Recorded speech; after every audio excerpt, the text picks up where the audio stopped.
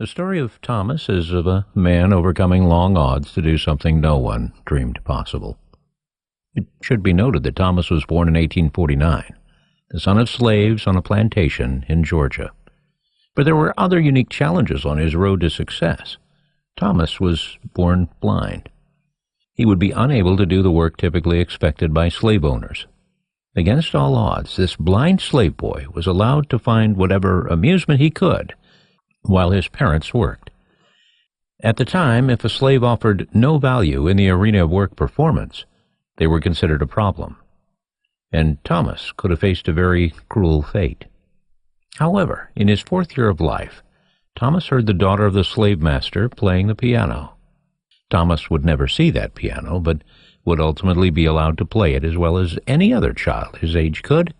Yet there was a connection to the instrument.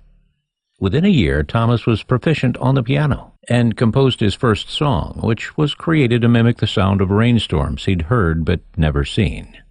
Otto Spar was a neighbor when Tom was a child, and he said, "I don't think I exaggerate when I state that he made the piano go for 12 hours out of 24. Now, by the time Thomas was 8, he was taken from a guest room made for his use, which included a piano, to a nationwide tour. Perry Oliver, a concert promoter, led Thomas throughout the U.S., where the young boy would perform as much as 4 times a day.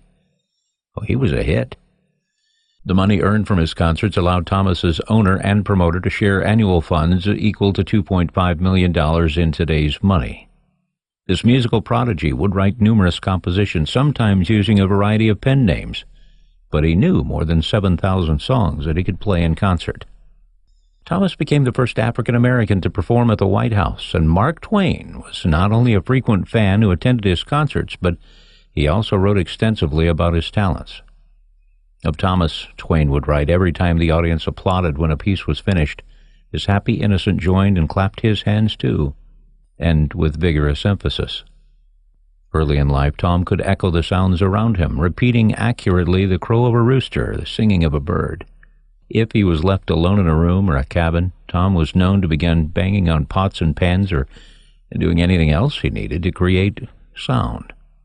He was able to repeat conversations up to 10 minutes in length by age 4, but he couldn't communicate except with guttural grunts and hand gestures. Tom once attended a political rally for presidential candidate Stephen Douglas. Years would pass, and Tom could still repeat Stephen's speech while sounding very much like the candidate. He's even remembered for playing one song with his right hand, a second with his left, and then singing a third song, all at the same time. Maybe it worked, maybe it didn't, but to keep all of that straight was recognized as pure genius. Some thought there was some trickery at work, so Thomas would take audience challenges.